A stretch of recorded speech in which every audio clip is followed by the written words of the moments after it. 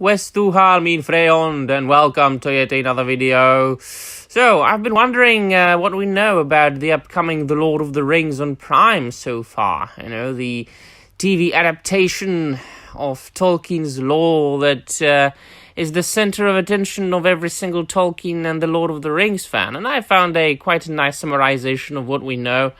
So, Amazon's Lord of the Rings series will break from J.R.R. Tolkien's canon.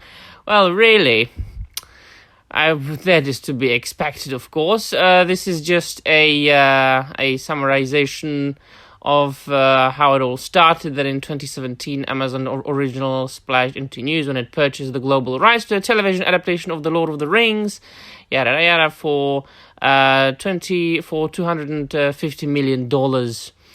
All right, in 2019, Hollywood Reporter reported that Amazon would film its series in New Zealand, where the Jacksons films were famously shot and where a lot of the Rings fans drive over 27 million in a year in tourism. All right, so it's going to be made in New Zealand once again. What will the series be about? An official synopsis from Amazon confirms key details about the world-spanning series, including its setting. The synopsis reads, so this is the official synopsis of the show by Amazon.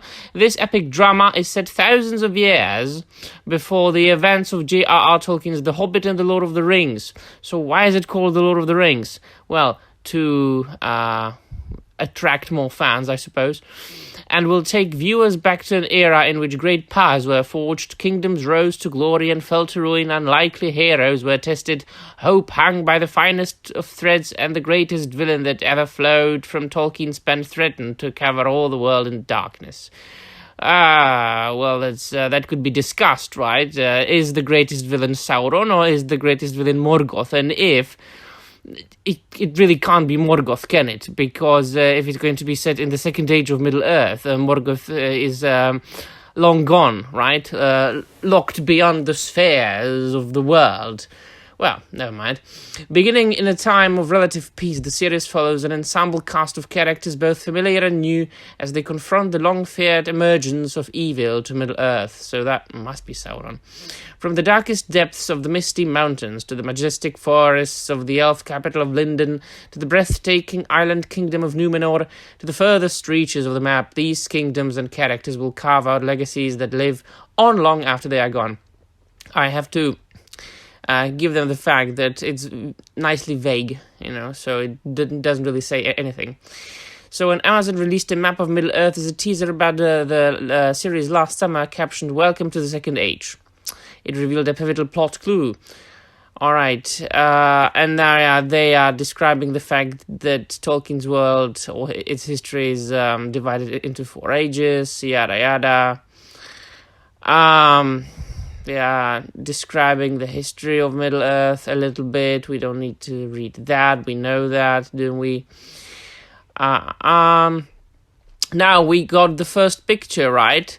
The first picture, official picture image that was released from Amazon contains a major clue, the glowing tree spotted in the distance. These trees are likely Telperion and Laurelin, also known as the two trees of Valinor, which, of course, they didn't exist anymore in the Second Age. Well, so what should we think about that? Is it a flashback? Are we going to see some other ages as well? I don't know. These trees light the known world and come to define an end age called the Years of the Trees, of course. Melkor, a big baddie from whom Sauron is descended. See, it doesn't really compute. Well, will any characters from the films reappear? Given that the series is set in the Second Age, we can expect Amazon to cast a number of familiar characters. Chief among them is Sauron, whose greed, evil, and hunger for absolute power shape the trajectory of the Second Age. Also primed to return is Elrond, Lord of Imladris, a relative of the Númenorian kings and the chief leader in the last alliance between elves and men.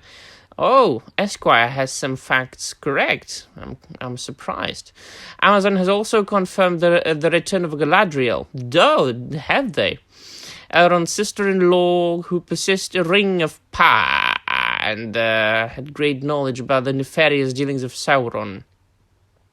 well, the facts have to be taken with a grain of salt, coming from Esquire, after all. The synopsis mention of the elf capital of Linden suggests that we can expect to visit Galadriel in her home world. What's young Aragorn got to do with anything? Nothing. Nothing, really. Yeah. So we can see, it turns out nothing. Of course, he couldn't have lived back then. Is Peter Jackson involved? As soon as the news broke about Amazon's purchase of the rights, fans wondered about the potential involvement of Peter Jackson. At first, Jackson stated that he wasn't at all involved, saying, "I understand how my name could come up, but there is nothing happening with me on this project." Later, Jackson changed his tune, saying, "I think they're going to send us some scripts to see if we can help them along. I wish them all the best, and if we can help them, we certainly will try. It's a big task." If you ask my opinion, my guess, they're not going to ask him about anything. Who's attached to the series? 3 lead actors have been announced. Robert Aramayo from Game of Thrones will star as Beldor, an experienced fighter. Markella Kavanagh, something, Picnic at Hanging Rock, will play Tyra, an empathetic individual who's likely an elf. And Joseph Maul, Game of Thrones' Uncle Benjen, will star as Oren, the lead villain. And then, of course, we've got what's his name? Lenny Henry, the black guy, who's going to play a hobbit, and who says, "I'm a Harfoot," because J.R.R. Tolkien was also from Birmingham. Suddenly, there were black hobbits. And see, just listen to what he said. It's incomprehensible. It seems to me that he wasn't really aware of what he was saying and didn't really know what to say. Like he was out of his mind. I'm a Harfoot because J.R.R. Tolkien was also from Birmingham. Suddenly there were black hobbits. I'm a black hobbit. It's brilliant. What's notable about this run of the books? It's a prequel to the age that we've seen in the films. It's about the early days of the Shire and Tolkien's environment. So we're an indigenous population of Harfoots. We're hobbits, but we're called Harfoots. We're multicultural. We're a tribe, not a race. So we're black, Asian, and brown. Even Maori types within it. This is the biggest pile of bullshit I've ever read. This guy must have been stoned out of his freaking mind. Sorry, I'm losing my voice already.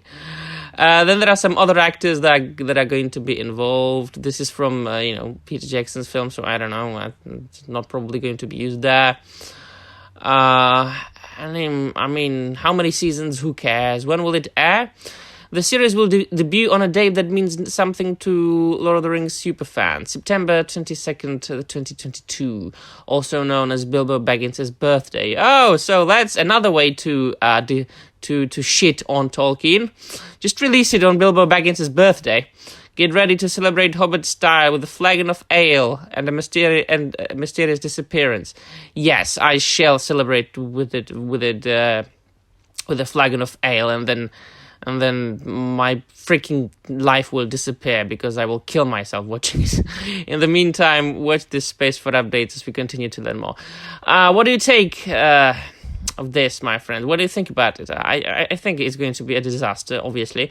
I think that every single... hello. I should watch this documentary about, war by Peter Jackson, as well as the Beatles documentary made by Peter Jackson, because it was made by Peter Jackson.